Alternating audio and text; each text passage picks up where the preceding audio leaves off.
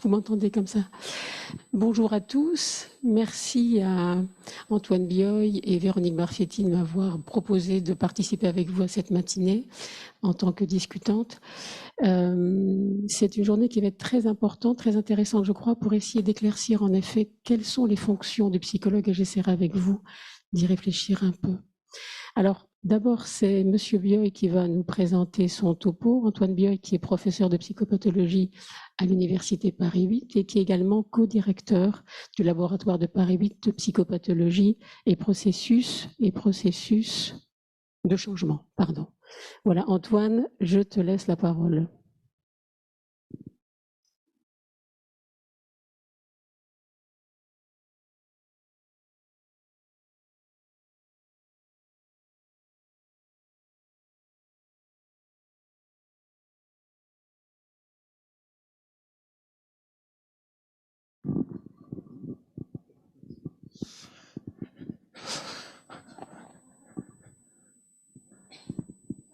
Oui, merci.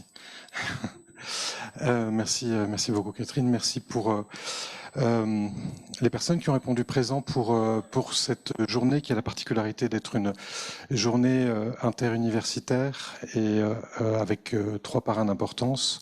La Société française d'études et traitements de la douleur et notamment le comité technique de la commission des psychologues de la douleur, qui travaille depuis des années évidemment sur ces questions, la Fondation Apicil, qui a permis également que cette journée puisse se tenir, et puis les éditions Duno qui publient également nombre d'ouvrages en fait sur la clinique et la psychopathologie de la douleur.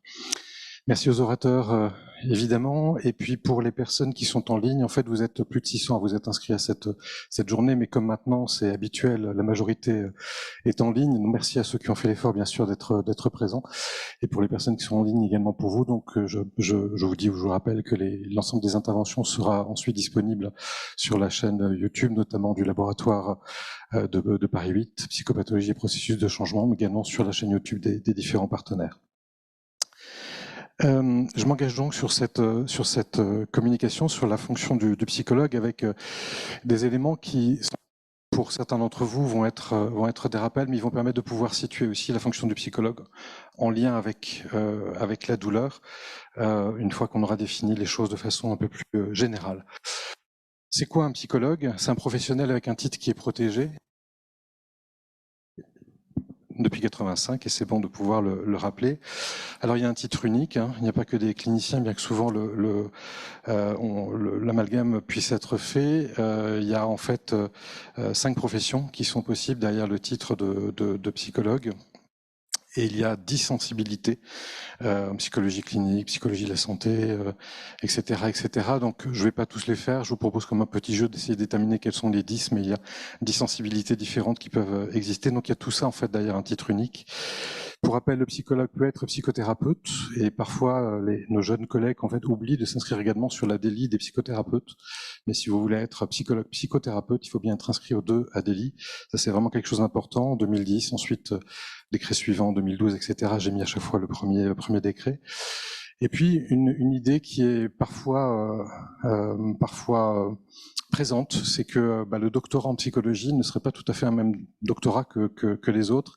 Et en particulier, vous pouvez le repérer dans les différents programmes pour lesquels les docteurs en psychologie en fait oublient de mettre le petit DR devant leur titre. Et bien sûr que le doctorat en psychologie, qui est un doctorat de 3e cycle supérieur au doctorat d'exercice, est un véritable doctorat absolument protégé par la loi aussi. On peut tout à fait utiliser le titre de docteur sans être médecin, et donc vous avez peut-être remarqué que notamment dans le programme de la journée, toutes les personnes qui avaient un doctorat en psychologie bénéficient de ce docteur devant, et c'est important aussi pour notre profession qu'on puisse également afficher cette dimension qui est tout à fait importante. Il peut y avoir des conditions d'exercice particulières dans lesquelles je rentre pas, fonction publique, fonction territoriale, PJJ, etc. Pour autant, les psychologues, bien souvent, ont une sorte de trouble de l'identité. Je cite quelques éléments que l'on connaît pourtant bien. C'est une profession réglementée, mais il n'y a pas d'ordre professionnel, ce qui parfois rend les choses un petit peu compliquées. Il y a un code de déontologie, mais il n'est pas opposable devant les tribunaux. Nous avons des outils spécifiques, et notre capacité à pouvoir à la fois évaluer et les utiliser concerne notre spécificité, j'y reviendrai, mais pour autant ils ne sont pas protégés, y compris par exemple des tests comme le Rorschach ou le TAT sont disponibles tout à fait en boutique, dans toutes les librairies, sans aucune restriction. On veut bien appartenir à une institution, mais on veut être en autonomie, à la fois à l'extérieur et à l'intérieur. On a des convictions, mais on a du mal à se mobiliser. Alors c'est intéressant par contre que le dispositif comme Mon Parcours Psy, pour le coup, a réussi à mobiliser assez largement parce que c'était quand même un dispositif assez unique. Et donc du coup, on a effectivement, il y a une mobilisation, mais c'est quand même assez rare des psychologues qui se mobilisent, même si les convictions des psychologues sont tout à fait évidentes. Et puis plus spécifiquement pour les psychologues cliniciens, eh bien, on fait des diagnostics, mais on n'ose pas le dire. Et de plus en plus, il y a aussi cette croyance que un psychologue ne fait pas le diagnostic. Le diagnostic est forcément un diagnostic médical. Non, on a un diagnostic psychologique, bien sûr, qui fait intervenir l'évaluation dont je parlais tout à l'heure, avec des outils spécifiques qui permettent de formuler également des hypothèses de fonctionnement, des hypothèses psychopathologiques et également des préconisations de prise en charge le cas échéant. Et ça s'appelle un diagnostic. Donc il y a aussi besoin de redéfendre le fait que un psychologue fait des diagnostics dans le champ bien sûr qui est le sien, qui est celui de la psychologie et de la psychopathologie. Également, toujours spécifiquement pour les psychologues cliniciens, on a une activité thérapeutique, mais on n'assume pas le rôle de guérir. Le terme de guérir, le terme de soin est assez compliqué en fait dans notre profession. Le trouble de l'identité, parfois on a un peu de mal avec l'ensemble de ces données. Il y a eu donc cette rencontre entre les psychologues tels qu'ils se définissent avec ces deux premières diapositives et puis la médecine de la douleur. En fait, la douleur est un terrain de jeu, au sens de Winnicott, est un terrain de jeu assez naturel pour les psychologues et notamment les psychologues cliniciens. D'abord parce que la clinique de la douleur est une clinique de la complexité, une clinique également de l'incertitude. Et dans la méthodologie clinique qui est la nôtre, qui est celle que l'on va apprendre sur les bancs de l'université, que l'on va pratiquer par la suite, que l'on va évidemment peaufiner sur le terrain clinique, cette complexité-là est précisément quelque chose qui nous concerne et avec lequel on est plutôt à l'aise. Et donc cette médecine de la douleur, en fait, s'impose là aussi comme quelque chose avec lequel on peut avoir des points de repère. Également, la médecine de la douleur, ce champ-là, est un modèle qui amène à dépasser la fameuse étiquette biopsychosociale, qui, je vous le rappelle, est une étiquette qui date de la moitié du XXe siècle, pour lesquels il y a d'autres modèles maintenant qui existent et qui sont développés. Et ce modèle biopsychosocial a montré toutes ses limites après avoir autorisé et permis un certain nombre de choses, et que le modèle dans lequel s'installe le psychologue est beaucoup plus simplement celui du modèle intégratif, précisément parce qu'il y a cette pluralité des étiquettes et des identités, des sensibilités qui sont les nôtres, et aussi cette capacité, et c'est le troisième point, de pouvoir naviguer entre à la fois l'individuel, le collectif et également l'institutionnel. Et parce que précisément, le travail du psychologue est à ces trois niveaux, on est dans une démarche qui est une démarche d'intégrativité quasiment d'emblée, et non pas dans d'autres modèles comme celui que j'ai cité, qui restent des modèles assez clivants. La présence des psychologues dans le champ de la douleur est quelque chose qui est à la fois ancien et récent. Ancien parce que finalement, quand on regarde un peu, notamment les sociétés savantes qui ont existé, je vous en ai cité certaines, CFD, Sofred, les FIC, SETD, SFETD, IASP, en fait, les psychologues sont présents depuis les origines dans ces sociétés savantes en lien avec la douleur. Pour autant, même si l'obligation légale d'évaluer et de prendre en charge la douleur en France, en tout cas, date de 2002, la présence obligatoire d'un psychologue différencié du psychiatre, c'est-à-dire quand les textes sont passés de psychologue ou psychiatre à il faut qu'il y ait un psychologue dans une équipe et éventuellement un psychiatre, si jamais il y a la possibilité de pouvoir en recruter un, date de 2011. Et donc à la fois, il y a une ancienneté de la présence des psychologues et en même temps leur caractère nécessaire en fait à l'écoute et l'approche du patient est un peu plus ancien. Qu'est-ce que fait le psychologue en fait dans sa démarche clinique globalement, et puis ensuite je vais l'appliquer dans le champ de la douleur. Notre premier travail bien souvent est de pouvoir contractualiser un mandat avec le patient, c'est-à-dire sur quoi souhaitez-vous que l'on puisse travailler, quelle est votre demande en particulier et à quelle place vous me mettez pour pouvoir le travailler. C'est vraiment cette fonction très importante du psychologue clinicien, c'est-à-dire savoir construire un cadre, de pouvoir l'adapter et savoir le maintenir dans la durée. Notre travail est aussi un travail en fait où il s'agit de lire les indices, c'est-à-dire qu'est-ce que le patient donne à voir, et parfois c'est dans les creux qui donnent à voir un certain nombre de choses, et de les relier, c'est-à-dire de faire du lien entre les différents éléments que le patient, l'entourage, les membres également de l'équipe vont nous donner à voir. Notre travail consiste aussi à essayer de pouvoir débusquer des connivences entre ce que dit le patient, ce qu'il éprouve, ce qu'il ressent, son histoire de vie, la façon dont le contexte est en train de se dérouler et de donner du sens avec lui dans un travail clinique autour de ces connivences-là, quelle que soit ensuite l'obédience dans laquelle on va s'inscrire. Fondamentalement, on va aussi travailler sur les besoins. Je vous en ai mis 3. Besoin d'amour, de reconnaissance, souvent c'est comme ça que les choses apparaissent.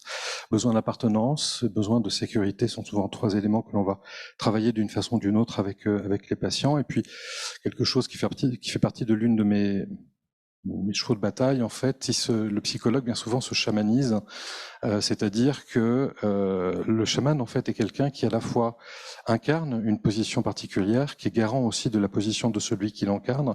C'est celui qui témoigne de ce qui est en train de se passer et de l'évolution de la personne qu'il prend en charge. Et un chaman est aussi celui qui va charger un principe actif, c'est-à-dire il va mettre en place une thérapeutique particulière qui va charger symboliquement d'un pouvoir pour aider le patient. Et il y a comme ça des sortes de schémas, en fait, en lien avec la démarche thérapeutique. Il est intéressant également d'aller voir chez d'autres pratiques, dans d'autres pratiques comme celle-ci, et notamment cette dimension de la charge symbolique que l'on peut mettre également dans nos accompagnements, dans nos traitements, dans les supports que l'on va utiliser, notamment les supports en médiation peut être pour le micro qui de temps en temps a quelques ratés. Le somatique, en fait, est un champ qui n'est pas si évident que ça pour le psychologue. Pourquoi ? Parce que dans la plupart des études, dans la plupart de nos traditions, le corps est souvent psychisé d'emblée. C'est-à-dire il n'y a de corps que le corps qui est saisi par l'activité psychique de l'autre. Ce qui fait que le psychologue qui s'intéresse en fait au somatique, il est d'abord dans une transgression vers le somatique. Il faut qu'il arrive à explorer le corps pour ce que le corps est, c'est-à-dire un amas de chair, un substrat à la vie, et c'est notamment au travers de ce substrat-là que le patient va exprimer sa douleur. C'est avant tout dans le corps que les choses se passent, et même sans doute qu'il faudra aller au-delà de cet avant tout, c'est toujours au travers du corps, et de ce corps comme matériau que les choses vont se passer. Mais cette démarche-là du psychologue, d'entendre ça, plutôt que d'entendre d'emblée le corps qui va être psychisé, est plutôt une transgression par rapport à notre culture professionnelle d'origine. C'est aussi une transgression par le somatique, c'est-à-dire le fait de parler avec le patient de son corps précisément dans les ressentis, dans ce qu'il peut éprouver, dans une douleur, dans ce qu'elle peut avoir de percept, et quelque chose avec lequel on n'a pas non plus l'habitude de faire. Et donc il y a aussi une forme de transgression, même dans notre discours, dans notre façon de construire notre démarche thérapeutique, où le corps va prendre une place tout à fait particulière et pour lesquelles on a été, pour la plupart d'entre nous, assez peu familiarisés avant d'arriver dans la clinique de la douleur. L'étude du somatique nous a aussi amené à abolir un certain nombre de vieilles expressions qui étaient pourtant présentes justement dans ce champ, notamment de la psychopathologie de la douleur, parce que les choses étaient psychisées. La notion de douleur psychogène, je rappelle qu'elle ne fait plus partie des nomenclatures depuis 1999, et même si elle ne fait plus partie des nomenclatures officielles depuis cette date-là, on continue parfois à l'entendre. La notion également, la distinction entre la notion de douleur et la notion de souffrance, c'est-à-dire le fait de vouloir qu'il y ait une douleur physique, une douleur morale, et que la souffrance serait une sorte de vécu que l'on pourrait détacher précisément, notamment de cette douleur physique. Là aussi, c'est un raisonnement qui a montré ses limites et qui maintenant est dépassé justement dans la question de l'intégrativité dont je parlais tout à l'heure. Et puis il y a d'autres expressions comme les douleurs réfractaires qui ont été utilisées, mais je rentre pas dans le détail. Finalement, l'idée d'approcher le somatique, ce que j'ai écrit corps-esprit, c'est-à-dire via le corps qui s'émeut, c'est-à-dire le corps qui éprouve quelque chose, et notamment qui éprouve une émotion. Une émotion est avant tout un ressenti corporel. C'est-à-dire avant que de pouvoir être qualifié de plaisir, de peur, etc., avant de pouvoir en dire quelque chose, une émotion, c'est d'abord et avant tout une intensité de ressenti dans une partie du corps. Et les études montrent, notamment en neurophysiologie, que là on a quelque chose qui est vraiment universel, autant l'expression de la douleur possède également une dimension culturelle, bien sûr, autant l'éprouvé physiologique, quel que soit l'endroit où l'être humain se trouve sur notre planète. L'éprouvé, c'est-à-dire à quel endroit l'émotion, cette intensité particulière naît, est pour le coup quelque chose de totalement unique. L'émotion qui va apparaître par rapport à... Que fait donc le psychologue avec la démarche clinique, cette fois-ci plus spécifiquement en douleur? En fait, il y a deux éléments, il y a deux pierres fondatrices qui vont permettre ce travail. Le premier, c'est que le psychologue qui construit cette démarche clinique en douleur a compris que le domaine de la psychopathologie du somatique, et Véronique Barfetti reviendra sur cette notion tout à l'heure, n'est pas le calque de la psychopathologie psychiatrique. Un exemple très simple, la question du trauma ne va pas se poser du tout de la même façon. Si on parle d'un tableau traumatique qui est apparu après un accident de la voie publique, quelque chose qui a été particulièrement heurtant, mais pour lequel il n'y a pas de séquelles douloureuses particulières, et puis le tableau traumatique qui va apparaître consécutivement à précisément une particularité physique dans laquelle la douleur va être présente. Les reviviscences ne vont pas être les mêmes, l'expression ne va pas être les mêmes, pour autant, il y a bien sûr des tableaux traumatiques qui vont être là. Et donc, le premier élément qui va être important, c'est de revisiter cette psychopathologie particulière qui est celle du somatique avec des lunettes qui vont être bien évidemment pas totalement différentes de la psychopathologie psychiatrique, mais qui en tout cas va interroger sur les modalités d'expression qu'il peut y avoir, et pas simplement sur les modalités d'expression, également sur les modalités d'évaluation. Si je reste sur cette dimension pour ne pas multiplier les exemples, c'est très clair que un psychotraumatisme en lien avec une douleur chronique ne s'évalue pas avec des échelles, avec des tests que l'on pourrait utiliser dans le champ de la psychopathologie psychiatrique. Ça n'a pas de sens.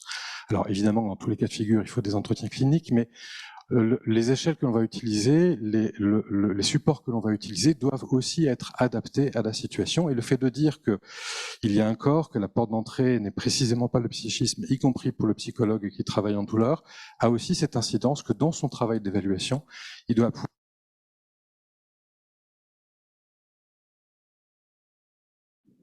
Le psychologue également qui construit cette démarche en clinique de la douleur est quelqu'un qui a compris que la relation va donc consister aussi dans la rencontre entre deux organismes, c'est-à-dire organisme au sens vraiment de Carl Rogers, c'est-à-dire c'est à la fois précisément cette corporalité, ce soma tel qu'on le définissait tout à l'heure, et puis en même temps c'est cette identité, c'est cette notion de self, c'est toutes les notions qui vont être présentes. Mais c'est la rencontre entre deux organismes, y compris précisément la rencontre entre deux somas qui vont être là, et c'est notamment aussi tous les déroulés que l'on a maintenant autour notamment de notions comme la présence thérapeutique qui sont avant tout des ressentis dans le cadre de la relation au patient. Il va y avoir des incidences qui peuvent bien sûr être discutées. C'est juste un maillage que je vous propose de façon à pouvoir penser les choses, mais ça peut être modulé. C'est le fait de dire, quand on est en clinique de la douleur, bien souvent, dans un premier temps, la parole n'est qu'un bruit comme un autre. C'est-à-dire, le sens n'arrive pas d'emblée. Le fait finalement de dire, ne pas aller directement vers le psychisé et s'arrêter sur ce soma, sur ce corps et sur ce qui se passe au niveau du corps, veut dire aussi que la parole du patient n'est pas d'emblée saisie comme une parole qui a du sens, mais c'est beaucoup plus dans le travail de la forme, c'est-à-dire dans la façon dont les choses s'articulent, de prendre le temps de voir comment précisément le patient a construit le chemin qui va l'emmener jusqu'ici. C'est dans l'attente de la compréhension du fait de saisir d'abord ce maillage là particulier qu'on va d'abord trouver du sens et ensuite on peut revenir à la parole en particulier. Et il y a effectivement cette dimension-là, la petite musique de la relation, ces deux somas qui vont être présents et dans lesquels on va effectivement être beaucoup plus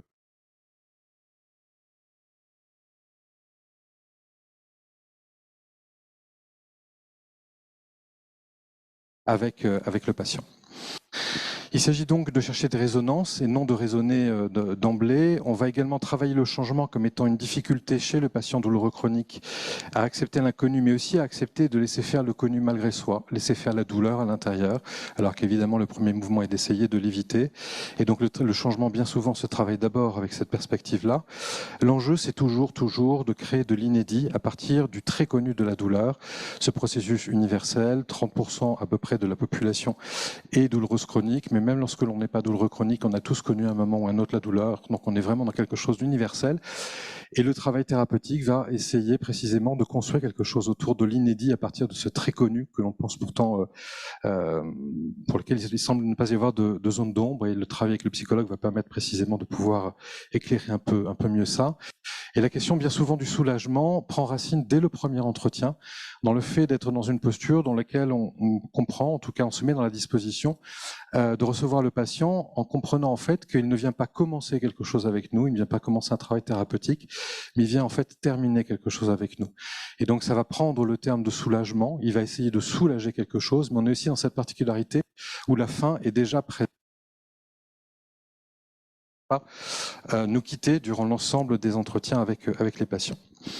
En conclusion, on peut dire que le psychologue a probablement quelque chose de l'ordre du migrant, c'est-à-dire, en tant que psychologue, on voyage en fait en ne quittant jamais nos racines initiales, notre culture originaire, et ce sont les deux premières diapositives que je vous ai proposées.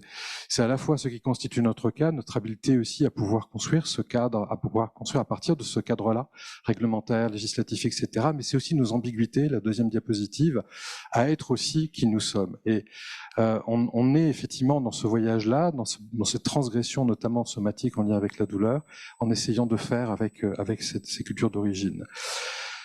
Ça fait toujours bien de citer un philosophe dans un diaporama, donc j'ai glissé Bergson sur la fin, mais avec une phrase que j'espère être à propos.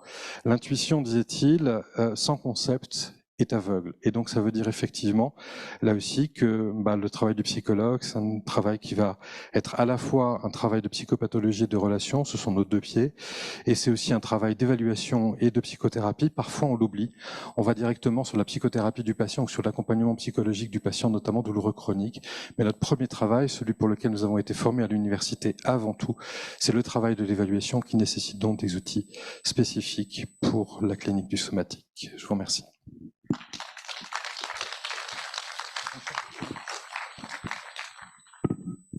Merci beaucoup Antoine pour cette intervention extrêmement précise et riche. Moi j'ai été très intéressée par la question du corps, j'y reviendrai un peu parce que je crois qu'il y a là à discuter peut-être.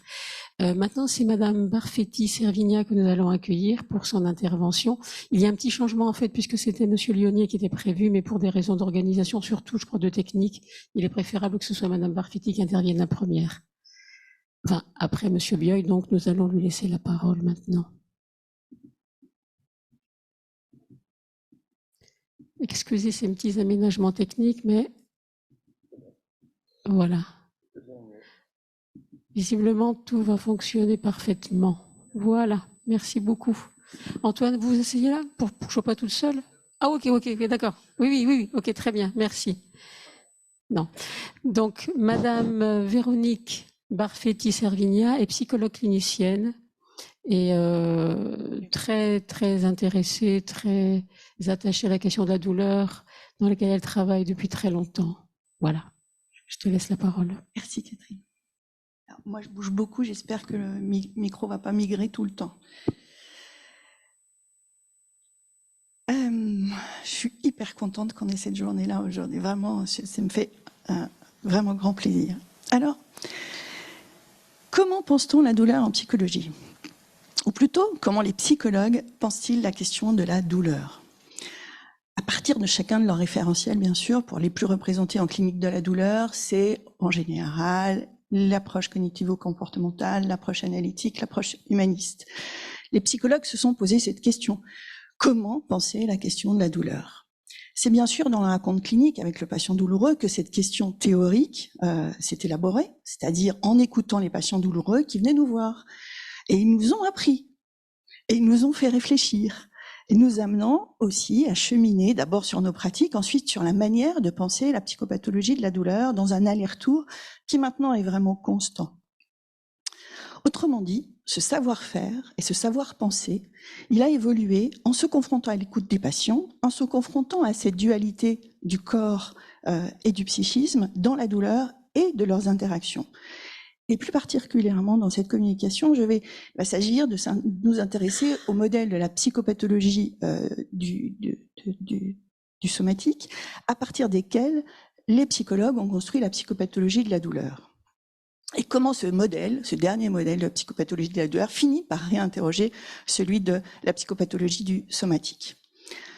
D'abord, on va essayer de poser quelques repères, quelques lieux communs pour que nous puissions nous entendre sur la suite. D'abord, la psychopathologie, qu'est-ce que c'est? C'est une approche visant une compréhension raisonnée de la souffrance psychique.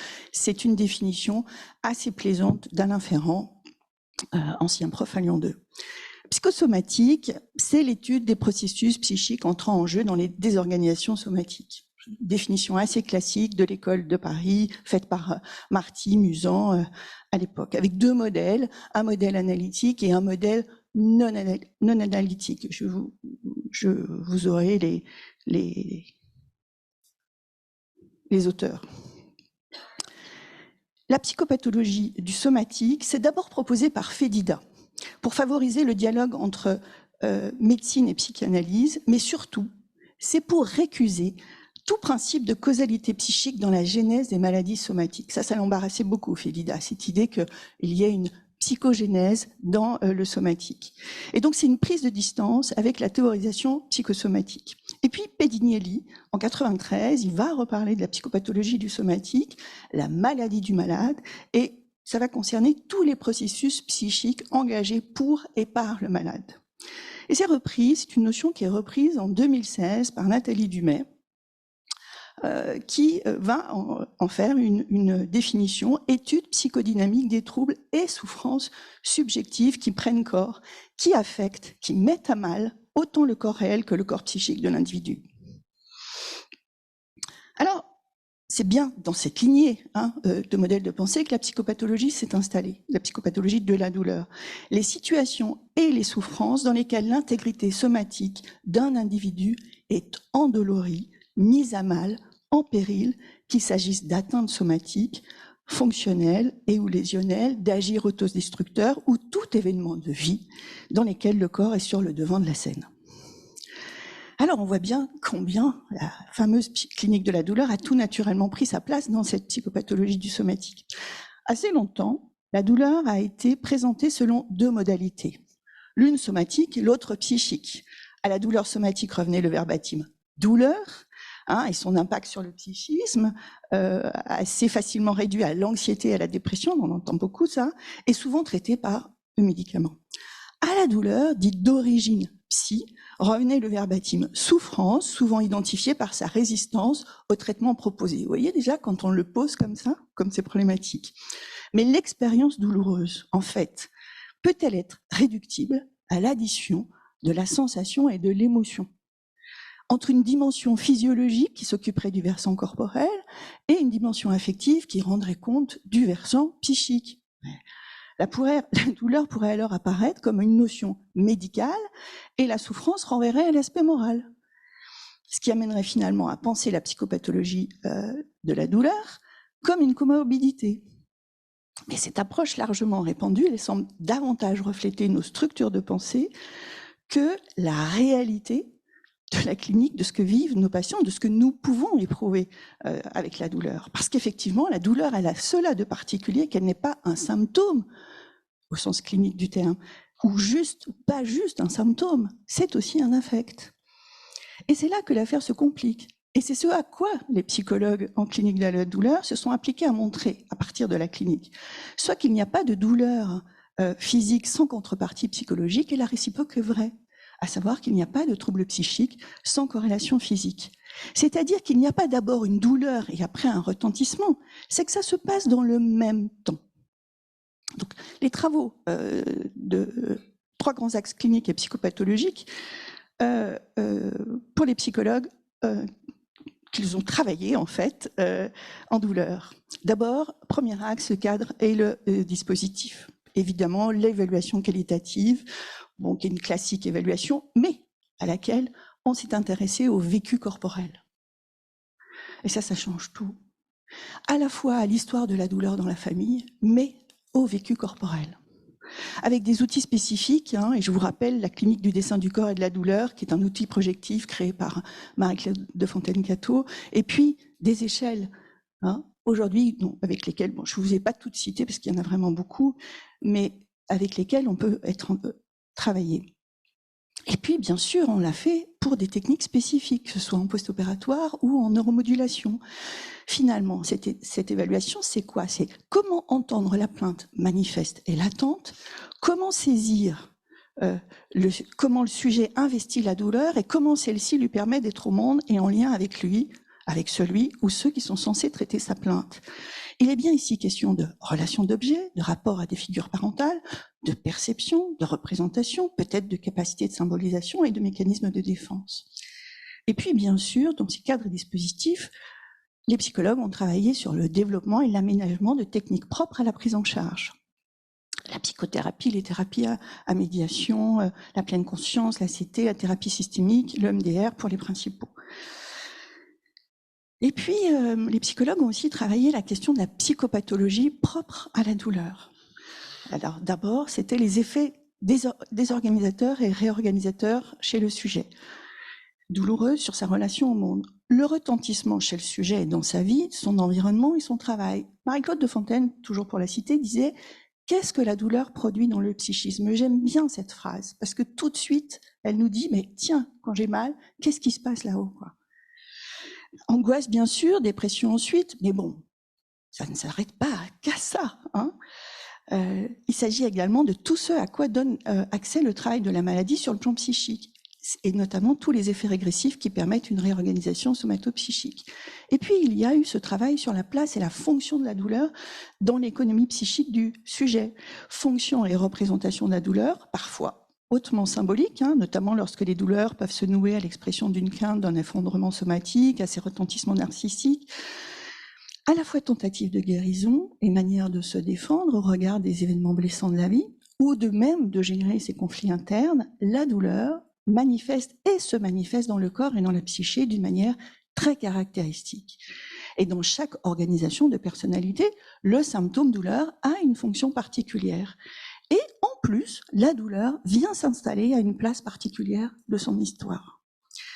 On a aussi travaillé la question du corps, du corporel et de la sensorialité, avec 3 courants qui évoluent à la fois parallèlement et qui s'articulent ensemble. La mémoire de la douleur, la psychopathologie, avec toute la question des somatisations et de leur théorie, hein, l'inscription corporelle des affects de honte, de culpabilité, la question du deuil, les conflits pulsionnels. Et puis, ce 3e point, c'est les médiations corporelles, et notamment l'hypnose, qui ont permis de questionner le corps plus directement du côté du sensoriel.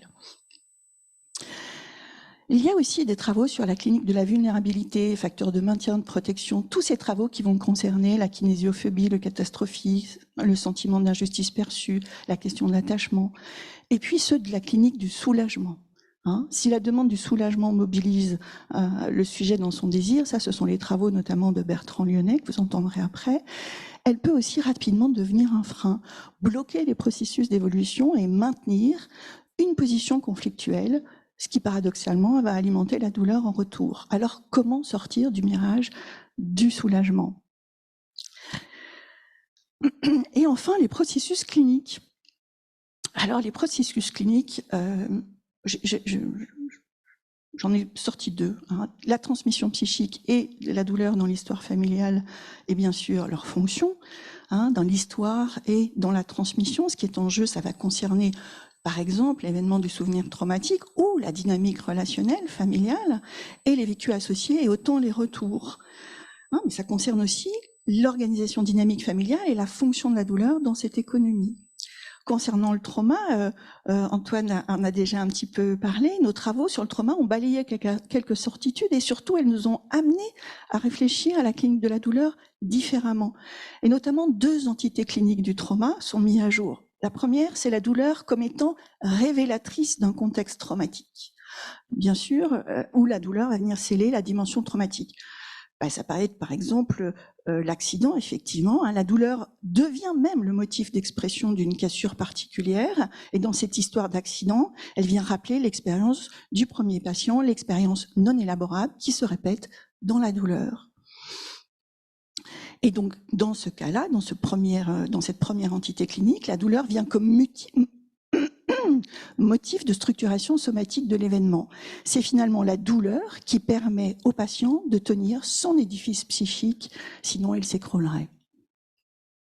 Une seconde entité qui a été pensée par Marie-Claude et Antoine Bioy, c'est-à-dire que la douleur fait aussi traumatisme en soi, par trois caractéristiques. 1, l'absence de préparation à la première crise.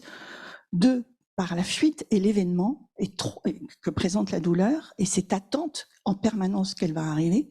Et puis la troisième, c'est la répétition. Ces trois éléments font traumatisme en soi. Donc la douleur, c'est une expérience somatopsychique et la crise douloureuse peut avoir fonction de répétition traumatique. Toutes ces explorations, mais toutes, ont été réalisées dans des contextes cliniques variés et c'est ce qui en fait aussi la recherche, la richesse. Et tous les auteurs français, je vous ai mis les anciens auteurs et puis tous les auteurs de la clinique de la douleur aujourd'hui que vous entendrez dans cette journée participent à ces travaux de recherche aujourd'hui.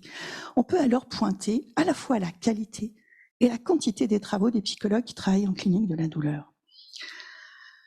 Alors, ce qui réinterroge aujourd'hui la psychopathologie du somatique, c'est quoi?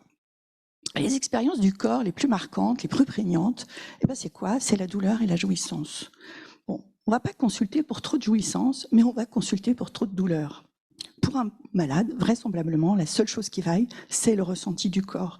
Et quasi systématiquement, cela passe par la douleur. Donc, le ressenti le plus prégnant, celui qui amène à consulter, ça va être la douleur.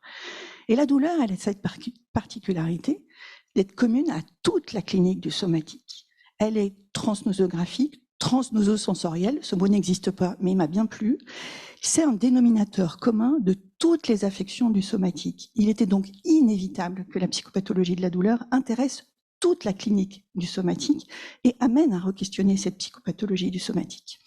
Pour autant, le maintien du clivage soma-psyché pour tenter de saisir la douleur se poursuit toujours, probablement parce que nous continuons de parler et peut-être de penser douleur et non ressenti douloureux. En clinique psy de la douleur, nous avons fini par abandonner l'étiologie psy, la recherche de l'étiologie psychologique ou psychopathologique. Effectivement, la recherche d'une psychogénèse des symptômes douloureux, elle est vaine. La plupart du temps, le cas du trauma peut être mis à part. Toutefois, là encore, la question du trauma ne se résume jamais à une seule et même expérience ou un éprouvé. Que le corps soit biologique, que le corps biologique soit affecté par le symbolique, c'est ce que nous enseigne la clinique, en particulier de l'hystérie, de la psychose et des phénomènes psychosomatiques. Mais cependant, ce sont les individus qui sont psychosomatiques, ce ne sont pas les maladies. Et même en disant cela, nous installons encore l'individu comme une entité psychique et une entité somatique, alors qu'il faudrait le penser comme une entité seulement, une entité somatopsychique. C'est vraiment difficile à penser de mon point de vue. Et c'est toute la difficulté que je rencontre dans la clinique avec les patients dits factices. Vous savez, ces patients sans mots et hors conflit pulsionnel, mais des patients avec un corps qui tient lieu de mots, où l'expression somatique rend compte de l'histoire avant les mots, avant même la pensée. Il nous en reste à nous, et nous sommes témoins de cela, des impensés, puisque comment imaginer se faire du mal consciemment pour prendre un statut de malade tout en déniant à l'autre la possibilité de soigner vraiment, c'est-à-dire là où ça fait mal. Alors, du fait de son absence de recherche étiologique et de la connaissance complexe de la douleur, des difficultés de la prise en charge, la psychopathologie de la douleur nous permet ainsi de redéfinir la psychopathologie du somatique selon 3 axes. Vous voyez, je les ai appelés ici. C'est pas moi qui les ai appelés, on a un groupe de travail et on travaille sur ce sujet-là, et cet acronyme est sorti. I pour inconnu, l'origine du trouble n'est pas connue à une date donnée, et en l'état actuel des connaissances scientifiques, au mieux il est possible de distinguer des facteurs de vulnérabilité psychique et parfois d'entretien du trouble, ainsi que des facteurs de protection. C'est complexité. Plusieurs niveaux psychologiques, biologiques, sociaux, familiales sont intriqués de façon vraiment importante, dense. Et encore, incertitude du fait d'un déroulé imprévisible, comme le sont les effets de la prise en charge et les perspectives d'évolution. On pourrait parler de patients ici, inconnus, complexes incertitudes, mais également ici, coincés dans leur histoire en berne. Et puisque le corps est au départ même de la pensée, et qu'il est à la fois ce qui meut la pensée et ce qui lui donne sa forme, il s'agit de saisir comment le corps s'éprouve soi-même dans son rapport à soi et à autrui. Non pas le corps psychisé dont vous parliez Antoine tout à l'heure, mais le corps vécu. Alors cela impliquerait une démarche particulière pour le psychologue.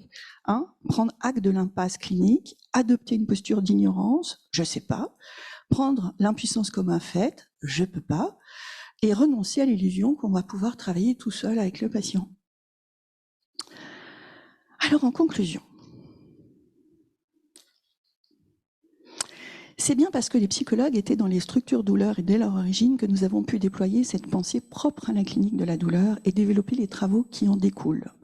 Par ailleurs, les patients ne se seraient pas pris en charge comme ils le sont si nous n'étions pas, les psychologues, dans les structures et si ces travaux n'existaient pas.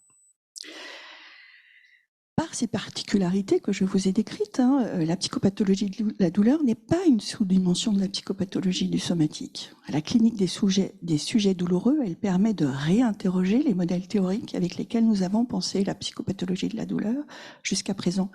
Et ces modèles, ils doivent en partie changer, car ils ne nous permettent pas de penser, de prendre en charge ces patients ici. Ici, avec l'acronyme ici. Je ne vais pas ouvrir ma conclusion sur une touche d'optimisme, j'en suis navrée.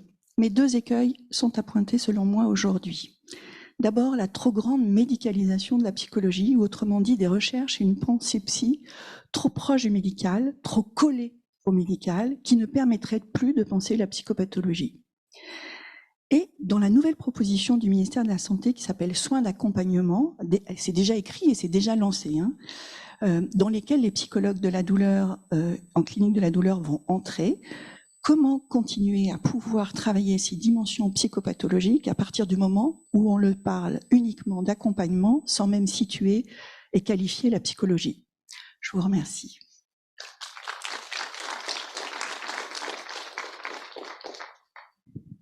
Merci beaucoup, Véronique. Alors, je crois que nous allons avoir maintenant l'intervention de Bertrand Lyonnais. Je ne sais pas si... Ah, voilà, Bertrand est là. Eh bien, bonjour Bertrand. Je vais, excusez-moi, vous présenter en 2 minutes. Alors, vous êtes donc Bertrand, psychologue clinicien en consultation de la douleur du Dunkerquois et vous êtes aussi bien sûr docteur en psychologie, également expert psychologue près de la cour d'appel de Douai. Voilà. Alors, je me tourne un peu pour vous voir. C'est un peu curieux parce que, en fait, on ne vous voit pas d'ici. Vous êtes visiblement au soleil. Vous avez beaucoup de chance. Tout à fait. J'espère que vous avez l'image et le son. Ça fonctionne bien parce que je suis un peu loin. Je suis à La Réunion. Non, je crois que le son, ça fonctionne bien, effectivement, et l'image aussi. Donc, je vais faire le partage d'écran, du coup. Oui, d'accord, merci.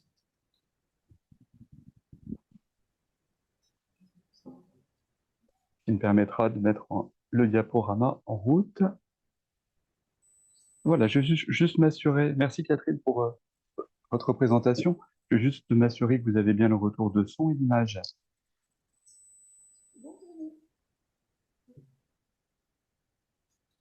Est-ce que vous m'entendez? Voilà. A priori, oui. Moi, je n'ai plus de son. Je vous entends pas. C'est bon pour nous? Ok, merci Véronique. Parfait. Très bien. Alors, voilà, commencer ici. Merci de l'invitation pour échanger avec vous au sujet d'être patient douloureux chronique selon les dispositifs. Donc, pour préparer ce sujet, j'ai échangé avec les collègues des consultations douleur et qui interviennent en structure douleur des Hauts-de-France. C'est un groupe qui existe depuis plusieurs années. On a l'occasion de se rencontrer régulièrement. Du coup, je les ai sollicités pour faire le point sur ce sujet avec eux. 30% de la population atteinte de douleurs chroniques. Forcément, il y a des patients qui sont dans quasiment tous les dispositifs. Alors, j'ai fait une sélection, je vais vous en présenter les principaux, que ce soit des dispositifs publics, ce qui a été construit dans les structures ou privées. Je mets le timer pour moi. Voilà. Alors, la question qui est sous-jacente, c'est y a-t-il un profil spécifique en fonction du lieu où on consulte, ou est-ce que c'est un contexte qui est spécifique? Quelle est l'articulation des deux? Je vais commencer par les CETD, les structures douleurs chroniques. Donc, Isabelle Vasse m'a transmis les derniers chiffres. A priori, on est autour de 245 structures du service qui sont publiques, accueillant des profils qui sont complexes et pour travailler depuis 2002 à la consultation de Dunkerque, je dirais de plus en plus complexes avec des problématiques qui sont intriquées, à la fois somatiques, sociales, parfois psychiatriques ou judiciaires. Et ça a été souligné tout à l'heure, la question de la précarité qui me semble de plus en plus importante. Je rappellerai simplement que la précarité n'est pas la pauvreté, ça tient en une lettre, hein. La pauvreté, c'est avoir peu, la précarité, c'est avoir peur. L'incertitude, c'est ne pas savoir de quoi sera fait le lendemain. Nous accueillons dans les structures de douleurs chroniques des patients qui n'ont pas forcément demandé à rencontrer de psychologues. Or, il y a des psychologues dans les structures et nous rencontrons soit les patients directement ou ils nous sont adressés par les collègues de l'équipe. Alors, est-ce que ce sont des patients qui sont sans demande? Il y a une demande de soulagement, il n'y a pas forcément de demande à rencontrer de psychologues. Leur porte d'entrée reste néanmoins somatique et si nous essayons d'être dans une approche globale, les patients arrivent, eux, avec leur propre représentation. Il y a quelque chose qui se passe autour du corps, avec cette demande de soulagement, centrée quelquefois sur le corps ou sur le modèle de la douleur aiguë qui peut les enfermer. C'est néanmoins la possibilité pour eux de rencontrer des psychologues au sein des structures douleurs, et une possibilité qu'ils n'auraient peut-être pas eu par ailleurs. Et c'est tout le travail de la demande qui peut se faire, ou de cette demande particulière qui sera, dont on accusera réception et qu'on va accompagner par la suite à travers cette approche globale, l'écoute des symptômes douloureux, l'écoute de la plainte et éventuellement permettre une remise en mouvement accompagnée par les équipes de prise en charge de la douleur chronique à l'hôpital. L'organisation des équipes en elle-même a pour vocation d'éviter le cloisonnement, mais à travers les échanges avec les collègues, on peut être une structure douleur chronique avec médecins, infirmières, psychologues, et fonctionner sur des modèles de cloisonnement, comme on peut le trouver par ailleurs. C'est-à-dire que le service public, même s'il a été pensé dans la pluriprofessionnalité, quelquefois, on échangeait avec Isabelle sur certains patients en particulier qui vont faire la cure de tétanine à tel endroit, avoir le suivi médical à un autre, les rendez-vous psychologiques sur un troisième site du GHT, l'importance des réunions de RTP, de GHT pour essayer d'éviter ce morcellement. Alors les CETD sont identifiés comme des structures spécialisées, et ce qui peut être aussi piégeant et enfermant pour nos patients qui attendent longtemps la rencontre avec cette équipe, qui ont été orientés vers les spécialistes, et où finalement on peut se demander si on apportera davantage que ce qui a déjà été fait précédemment. Le terme d'errance a déjà été utilisé à plusieurs reprises. Quelques dispositifs originaux que j'ai recensés à travers ces échanges au niveau des propositions publiques. Alors, vous avez peut-être déjà entendu parler des consultations conjointes, médecins-psychologues, médecins psychiatres, algologues psychiatres, ou des consultations séquentielles. Séquentielles, c'est-à-dire, je pense que Véronique connaît bien, parlerait mieux, mais je me rappelle, le patient rencontre le médecin, puis le psychologue, trouve le temps d'échanger sur la même demi-journée pour faire un retour et articuler le projet thérapeutique. En tout cas, des dispositifs qui pensent à un aller-retour entre les différents professionnels qui vont accueillir le patient. Des ETP psychiatriques et somatiques en douleur chronique. Ce sont des temps d'accueil des patients qui sont centrés sur ces questions, comment s'articule justement le psychiatrique et le somatique. Alors, la collègue qui nous en parlait nous disait c'est perfectible parce que l'échange se fait en amont et en aval, c'est déjà beaucoup, c'est déjà précieux. Mais dans la construction des ETP, ça aurait pu être une articulation qui aurait été poussée davantage. Nous avons évoqué avec les collègues également des techniques non médicamenteuses qui permettent aux patients dans les structures publiques d'être sensibilisés aux approches psychocorporelles, et par la suite, de s'orienter vers des structures associatives ou privées, ou d'utiliser ces techniques chez eux. C'est un dispositif, celui qu'on nous a présenté, qui était sur 6 séances, avec un groupe fermé, un nombre de participants qui est défini, et peut-être trop régulier ou trop cadré, avec une perte de participants au fur et à mesure, qui pose quand même question sur la possibilité des patients à l'hôpital de s'inscrire dans la durée ou sur un temps très concis de ce type de soins. Alors après, se poser aussi la question, comment se cotent ces dispositifs? Il y a tout un côté créatif pour que ça rentre dans la cotation du milieu hospitalier. Ici, sur la diapositive, j'ai indiqué la RTMS, c'est pas de ça dont je voulais vous parler, parce que j'en parle après. C'est plutôt les hôpitaux de jour, par exemple, l'hôpital de jour migraine, avec la présence de psychologues qui sont sollicités pour, dans le cadre de la cotation des actes, et qui sont sollicités, par exemple, pour l'administration d'un traitement en migraine, c'est la fluoxétine. Alors, quelquefois, on est sollicité pour donner un feu vert sur certaines techniques, un traitement, ailleurs l'hypnose, ailleurs encore la possibilité, la motivation des patients à s'inscrire en hôpital de jour. Et il y a là une transformation de la demande qui est faite aux psychologues, où quelquefois notre avis est utilisé bon, pour orienter vers une technique ou pour réguler l'engorgement des différentes propositions qui sont accessibles. D'autres dispositifs publics ou privés, donc voilà, je disais avoir l'aval psychologique pour l'accès à certains soins ou traitements. À l'inverse, je veux dire que là où je travaille, au départ, je me mobilisais pour demander l'accès direct au psychologue. Au bout d'un moment, c'était plus possible. Et finalement, ça m'arrange bien que ce soit les médecins qui adressent les patients avec une forme de présélection, mais ça change quand même la nature de la demande. Alors pour le coup, c'est moi qui les contacte. Ma collègue Isabelle, elle fonctionne différemment. J'en parle rapidement ici. Le médecin donne les coordonnées de la psychologue, donne les coordonnées d'Isabelle, et c'est aux personnes de l'appeler. Et quelquefois, les patients vont l'appeler plusieurs mois plus tard, lorsque la démarche aura maturé à leur niveau. Hein. Ils en seront probablement davantage acteurs à ce moment-là.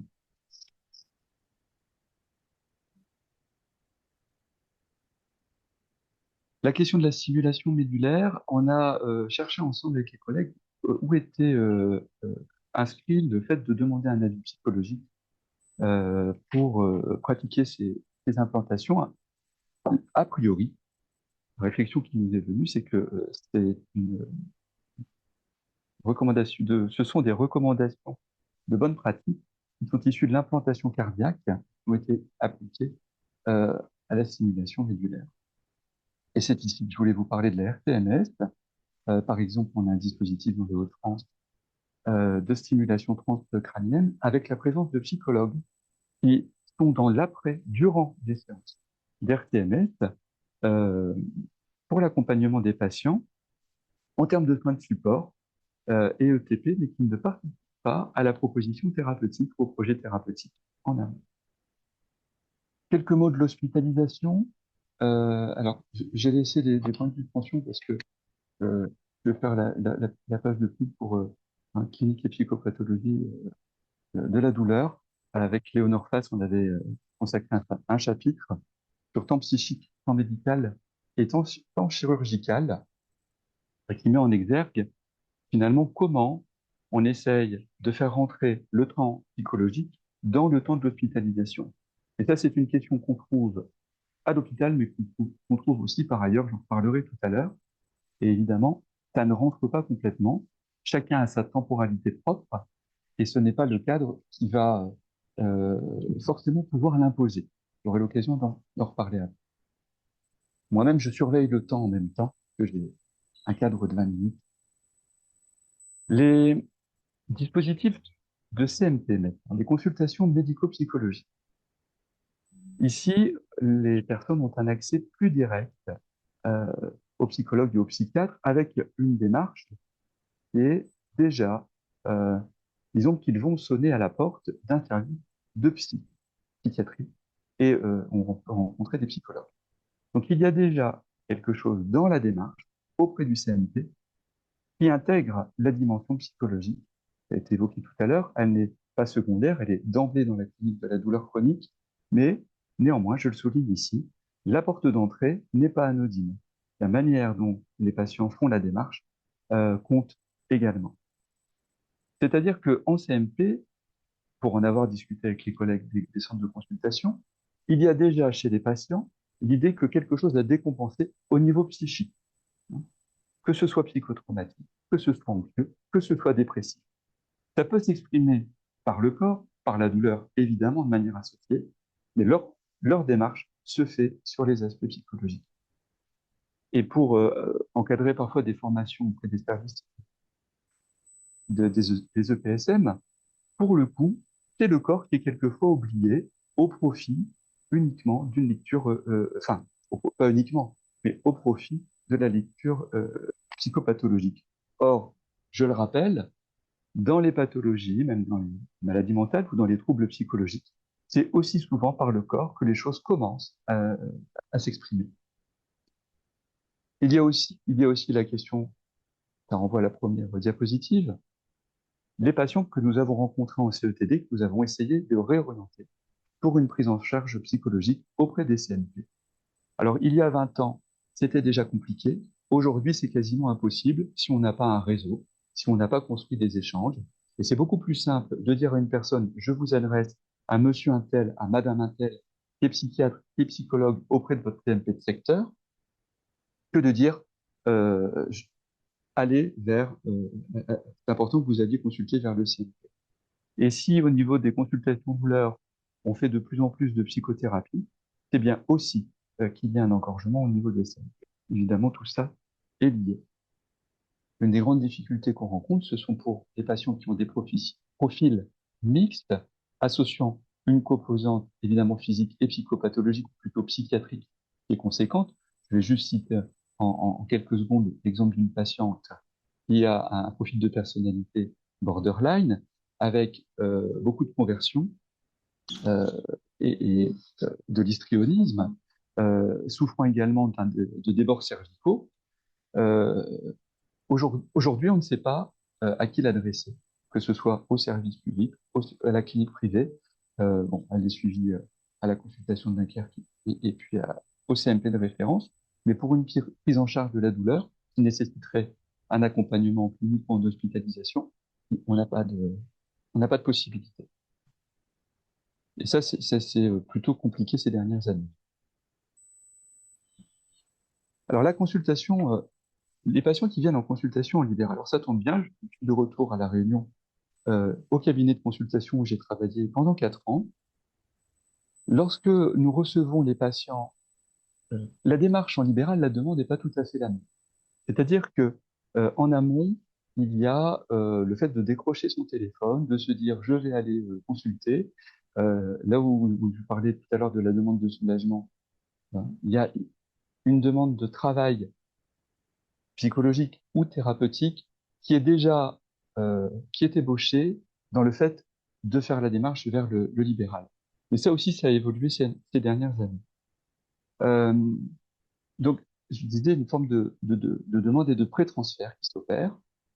Alors, le libéral a un coût, le coût de la consultation, il y a un prix à payer. Il y a l'idée que cela engage les patients et peut-être les favorise à se mettre au travail au niveau thérapeutique, ce qui est le cas, mais c'est pas garanti pour autant.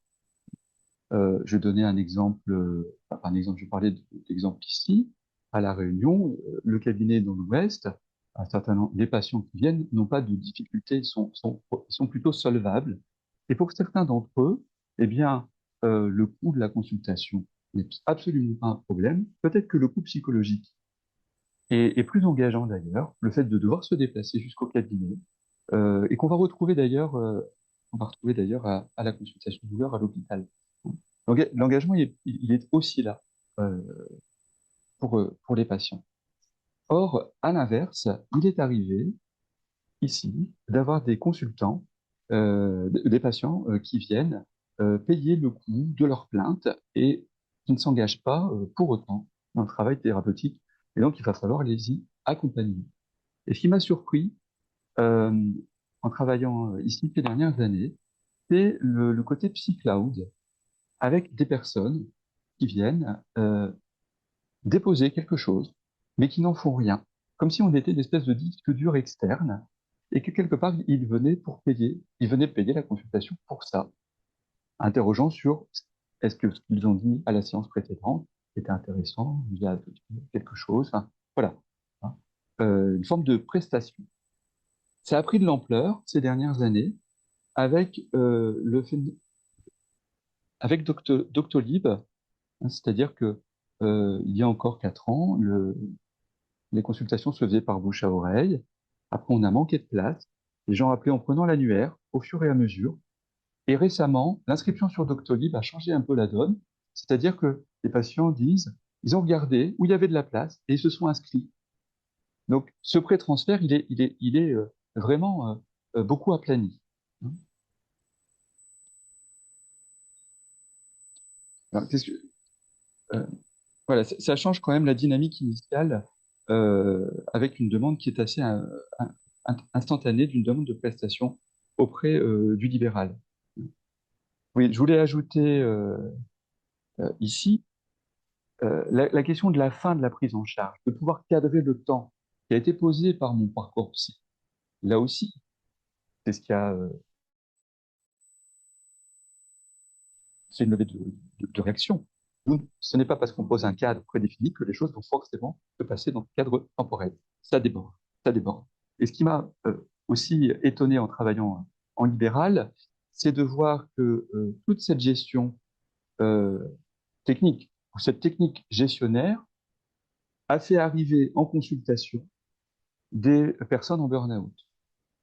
Il y a un an, quasiment une demande sur 3, une demande sur 4, ce sont des professionnels en épuisement professionnel. Il y a l'effet de post-Covid, évidemment.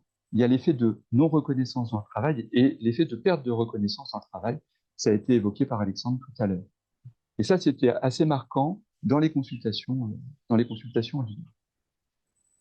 Ce qui m'amène à cette contorsion un petit peu rapide, c'est que mon parcours psy fait d'un côté a quand même rempli les consultations libérales de l'autre, hein, de manière assez paradoxale. Enfin, et de manière un peu provocatrice, j'ai envie de dire merci, mon parcours psy, d'avoir rempli les consultations. Enfin, voilà, c'est un peu provoqué.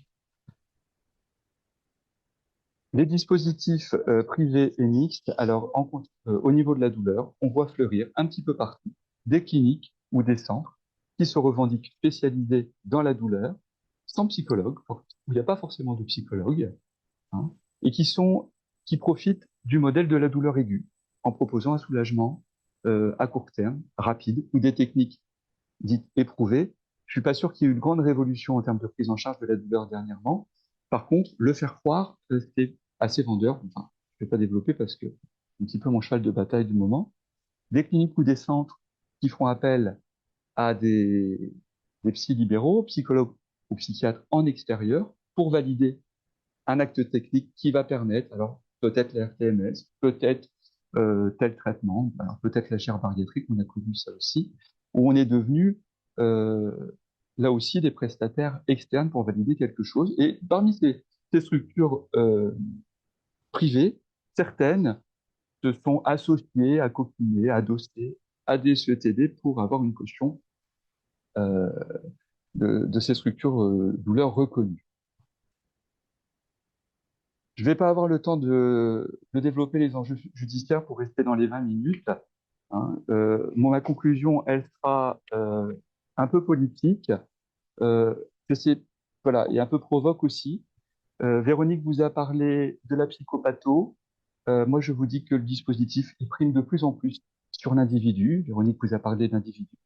Moi, je pense qu'il faut maintenant raisonner en termes de statistiques. Je vous renvoie, évidemment, je vous renvoie aux travaux de Roland Gori sur le sujet, sur la déshumanisation des relations humaines. De plus en plus de technicité gestionnaire, de plus en plus de technicité autour du corps. Je pense que c'est une forme de retour du refoulé, hein, le corps organique d'un côté, et puis les psychologues qui sont relégués à des prestataires ou en seconde ligne. Heureusement, j'ai voulu souligner aussi dans ce propos que nous avions des dispositifs créatifs que nous portions, et puis cette capacité justement à réfléchir les dispositifs et le parcours de soins, ça me paraît absolument précieux et à défendre. J'en resterai là. Merci de votre attention.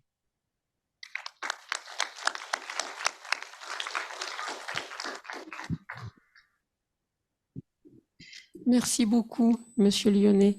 Donc, je crois que c'est à moi de prendre la parole maintenant. C'est moi qui essaie de discuter avec vous. D'abord, merci à tous les trois parce que véritablement, j'ai trouvé vos interventions extrêmement intéressantes. Je vais essayer de revenir sur quelques éléments particuliers et peut-être que chacun des éléments d'ailleurs va faire écho à vos trois interventions. Concernant peut-être l'intervention d'Antoine pour commencer, j'ai trouvé très intéressant l'idée que vous parliez d'une forme de crise d'identité chez le psychologue, mais je pense qu'effectivement, on peut la concevoir en lien avec la fonction et se dire que, en effet, si chacun de nous réfléchit à l'identité particulière en fait qu'il se donne ou qu'il se doit en fonction de sa formation, alors probablement ceci peut aider en fait à construire la fonction. Alors, bien sûr, cette fonction, vous l'avez tout de même beaucoup interrogée du côté de ce que le corps du patient fait au psychologue d'une certaine façon. C'est un peu comme ça, je crois, que vous avez essayé de travailler. Et je dois dire que j'ai quand même une question très importante, c'est que je ne comprends pas très bien, mais vous allez me dire après. Je vais vous dire comment moi je pense et vous allez me dire comment vous pensez. Mais je ne comprends pas très bien la distinction que vous faites entre corps psychisé et corps vécu.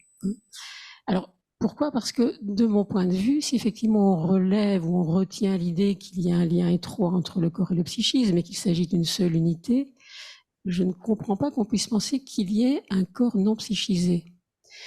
Et l'autre chose, c'est que si je vais du côté de ce que je connais un peu, c'est-à-dire de la construction psychique dès le plus jeune âge, voire dès la naissance, ce qui fait que l'enfant se saisit dans son corps, c'est le fait que celui-ci soit possiblement psychisé par un autre et que la condition même du sentiment d'existence, qu'on peut différencier du sentiment d'être justement, la condition même du sentiment d'existence chez le bébé, c'est le fait que ce corps soit au fond pensé par un autre. Donc la psychisation, de mon point de vue, elle est quasiment immédiate, en tout cas elle est constitutive même de la construction de la personnalité, de la capacité du bébé à se construire dans son corps. Et donc on pourrait dire peut-être à ne pas se penser comme dissocié. Bon. Donc ça c'était une première question, mais vous allez me répondre après. Ensuite j'ai beaucoup aimé ce que vous avez, je crois, évoqué, autrement qu'à travers ce terme-là, mais que vous avez évoqué en termes de musique de la relation. Je me demande dans quelle mesure vous faites une différence avec le transfert et si ça n'est pas une autre façon, en fait, de parler de cette chose-là qui est extrêmement complexe, mais qui relève, je crois, de ce que vous dites très bien et qui concerne la question de l'émotion. Alors là, je voudrais faire un petit point, tout de même. C'est que la psychanalyse n'en est plus à considérer que la relation au patient n'est que de parole. Beaucoup de travaux ont été faits pour justement insister sur le fait que, bien entendu, le rapport au patient, fût-on psychanalyste, le rapport au patient se construit dans le rapport au corps du patient et que c'est l'émotionnel, en fait, qui est fondamental dans la compréhension de ce que l'autre peut nous dire. Donc, la parole vient au fond de surcroît, mais la parole, c'est presque ce qui est le plus facile, au fond. Lorsque tout le travail d'une certaine capacité à penser ou à élaborer ce qu'on vit à l'intérieur devient possible. Je fais toutes les interventions, d'abord vous, après je parle. Alors d'accord, donc peut-être que je vous propose, voilà, ok. Merci Catherine. En fait, ce que j'essayais de dire dans le topo, c'était que notre réflexe était de voir le corps comme étant d'emblée psychisé. Et donc, je vous rejoins entièrement ensuite sur l'argumentation, et évidemment sur le bébé ou le petit enfant, en tout cas le bébé. En fait, la notion pour moi, c'était le fait de dire, dans notre éducation pendant longtemps, en tant que psychologue, précisément, on a été éduqué pour entendre autre chose dans la parole de l'autre. Et lorsque le patient nous parlait de son corps, on le ramenait immédiatement à quelque chose, ce que j'appelle psyché, c'est-à-dire comment le corps nous dit d'emblée quelque chose de l'ordre de son histoire, des événements de vie, et qu'il nous manquait un temps auquel amène la psychopathologie du somatique, psychopathologie dans le sens dialectique entre normal et pathologique, pas que la pathologie. Il nous manquait ce temps dans lequel on se posait avec le patient sur le ressenti, précisément le perçu. Et c'est vraiment, en fait, le terme, c'était vraiment le fait de le voir d'emblée comme étant psyché. C'est sur le d'emblée, en fait, que sans doute j'aurais dû insister plus ça. Donc je n'évacue pas du tout la question de la psyché, bien sûr. C'était sur le réflexe qui était présent et qui notamment se voyait dans cette appellation qu'on a gardée pendant longtemps, qui est celle de douleur psychogène, c'est-à-dire d'essayer de voir quel était l'interrogation, le conflit qui se donnait à voir, qui se révélait au travers de la douleur exprimée. Et donc c'était cette petite case première qui était juste le fait de dire on est en présence de patients qui nous parlent avant tout du corps et du corps ressenti. Et effectivement, il y a quelque chose qui sans doute demande à être posé avec lui à ce moment-là, avant d'engager vers évidemment ce qui est important aussi pour nous dans l'accompagnement que l'on va avoir. Sur la troisième, parce que j'ai oublié la deuxième, mais du coup je saute sur la troisième. Moi, c'est vraiment l'une des dimensions que j'apprécie beaucoup, à la fois dans le comité technique de la commission des psychologues de la SFETD, dans le fait de travailler notamment avec Raphaël Mingeard et Véronique, qui sont, et puis Marie-Claude Avant bien sûr, qui sont des personnes vraiment d'orientation analytique tout à fait assumées, pleinement, ce qui n'est pas du tout mon cas. Ce n'est plus en fait mon orientation. Et précisément, on a des dialogues qui sont vraiment extrêmement fructueux, parce que d'une part, on n'est pas dans les mêmes écoutes en fait, on n'est pas dans les mêmes références. Et au sein de la commission, et spécifiquement pour la dimension psychanalytique avec les deux personnes que j'ai citées, c'est vraiment ce que je trouve particulièrement riche. Et la psychopathologie du somatique a permis cela. Je ne suis pas sûr si ailleurs, on aurait eu en fait la même qualité durant ces années renouvelées, etc., de dialogue. Et donc c'est vrai que cette commission-là et les personnes qui s'y trouvent permettent vraiment, à la place de chacun, de réinterroger totalement les concepts. Et effectivement, donc c'est eux qui m'ont appris, qui m'ont fait lire toute cette évolution de la pensée psychanalytique. Et je sais bien à travers eux que effectivement on en est plus à une psychanalyse du 20e, mais c'est l'histoire aussi des idées, de l'évolution et tout ça se nourrit. J'ai retrouvé la deuxième, que je vais aborder en troisième, c'est la question de la petite musique en fait de la relation. J'ai essayé d'employer la métaphore pour précisément ne pas le qualifier. On peut l'entendre effectivement comme du transfert. On peut l'entendre avec d'autres référentiels certainement. Même lorsque je parle de transfert, la dimension avec lesquels j'ai toujours été en difficulté, c'est la notion de transfert contre transfert, et j'ai toujours préféré la notion de dynamique transférentielle pour être d'emblée en fait dans quelque chose qui circule. Et lorsque j'étais à l'université de Bourgogne il y a quelques années, qu'on a dû repenser le nom du laboratoire, à la suite d'Hervé Benoni, avec qui j'en avais discuté, on avait inscrit dans le nom du laboratoire dynamique relationnelle pour garder cette dimension-là. Et donc la notion de petite musique de la relation, en fait, c'était effectivement une métaphore pour dire, avant que de nommer, voilà, il y a en tout cas cette dynamique, cette fluidité, ce petit quelque chose qui était à entendre avec effectivement deux personnes qui se rencontrent et qui ont effectivement deux corps. En tout cas, je trouve vraiment important effectivement de revenir sur la dimension de la sensation. C'est ce que je crois vous dites. Et aussi peut-être de dire rapidement que de plus en plus, les psychanalystes aussi, par exemple, interrogent la sensation de leurs patients. Ce qui probablement est assez nouveau, mais qui effectivement rend compte de cette évolution qui nous amène en fait à ne pas passer peut-être trop vite à ce que j'appellerais une dimension de la parole un peu sacralisée, hein, et qu'en effet, le corps, évidemment, est tout à fait central dans tout ça. Véronique, juste quelques remarques. Revenir sur la notion de causalité psychique, parce que je crois en effet que il est très important, enfin si j'ai bien compris ce que tu dis, et c'est ce à quoi je suis d'accord, c'est très important de ne pas imaginer la douleur de cette façon-là, c'est-à-dire ne pas aller chercher quelle serait la cause psychique en fait qui pourrait éventuellement être à l'origine de la douleur. Et là aussi, je crois que c'est vraiment une grande évolution et très positive, hein, que de ne pas s'en tenir à cette dimension-là. Mais alors ça interroge ce que tu as évoqué notamment en termes de traumatisme. Comment est-ce qu'on peut concevoir tout de même ce que fait la douleur dans le corps de quelqu'un? Et ce qui m'est venu à l'esprit, c'est la question de la chose en soi.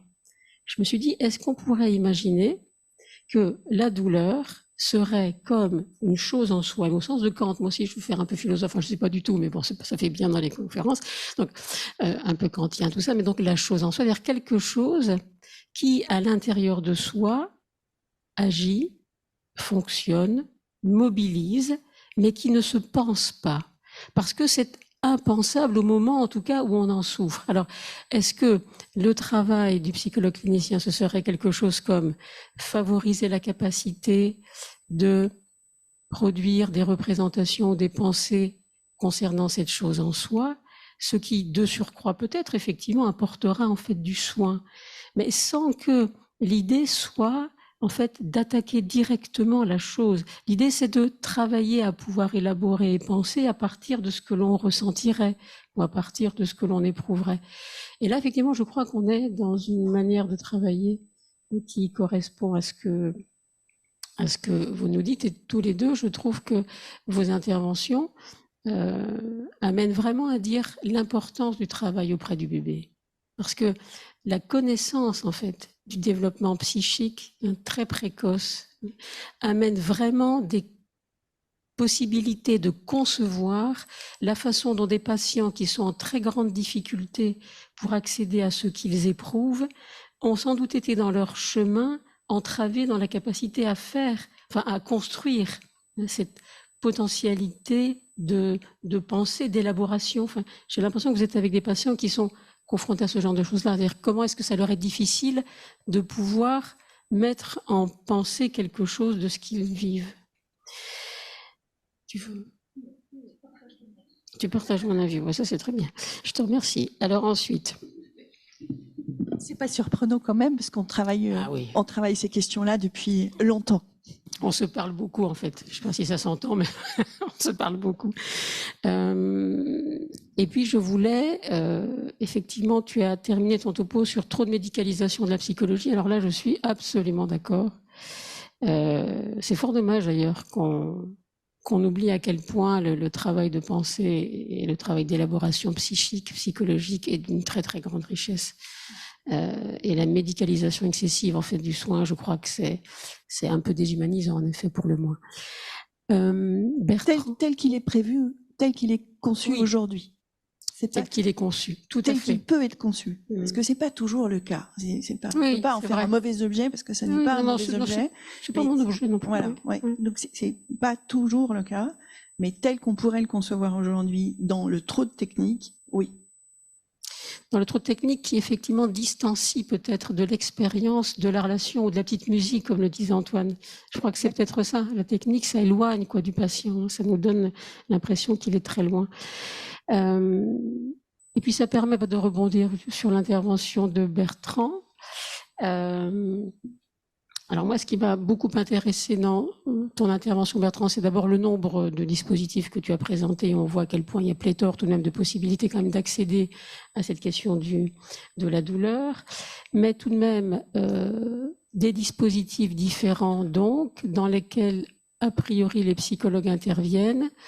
Et je me suis posé la question de comment les psychologues étaient plus ou moins en capacité ou se sentaient plus ou moins dans la possibilité de penser leur cadre d'intervention dans les dispositifs. C'est-à-dire, Est-ce qu'au fond, les psychologues ne se laissent pas parfois trop institutionnaliser? Est-ce qu'ils ne se laissent pas trop, au fond, est-ce qu'ils ne se laissent pas effectivement agir d'une certaine manière dans leur méthode de travail par le dispositif lui-même? Et est-ce que l'une des questions, ce serait de faire en sorte que chacun puisse réfléchir à la manière dont le dispositif, que je pourrais appeler éventuellement établissement, institution, comment est-ce que le dispositif induit une pratique et un cadre qu'il est absolument nécessaire en fait de réfléchir, de penser, voire de transformer pour peut-être faire que le travail et donc la fonction du psychologue soit plus ajustée à ce qu'il voudrait qu'elle soit. Voilà ma question. Tout à fait. Il y a quelque chose du pré-pensé où il est peut-être confortable de glisser dans la place faite par l'autre.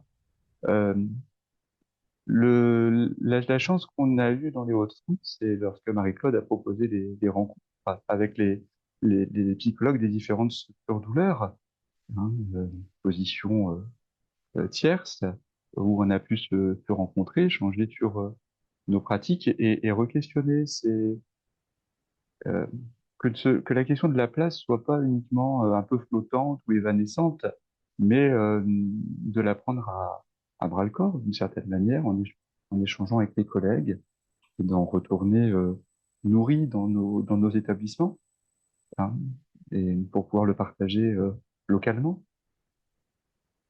Si j'ai encore une minute, c'est possible ou pas? Une minute, juste parce que l'autre chose, c'était la question quand même de l'engagement du patient. Et je crois tout de même que vous sembliez dire que beaucoup des patients viennent évacuer d'une certaine façon chez vous quelque chose, auprès des psychologues en libéral notamment. Et cette notion-là me paraît importante. Enfin, comment est-ce que l'évacuation peut éventuellement à certains moments donner le sentiment qu'on se soigne, mettre à l'extérieur de soi quelque chose qui est à l'intérieur de soi, juste évacuer, donne une impression de soulagement qui peut potentiellement, en tout cas, de façon très courte, donner le sentiment d'être un peu soigné. Voilà. Oui, tout à fait. Merci. Bien. Merci.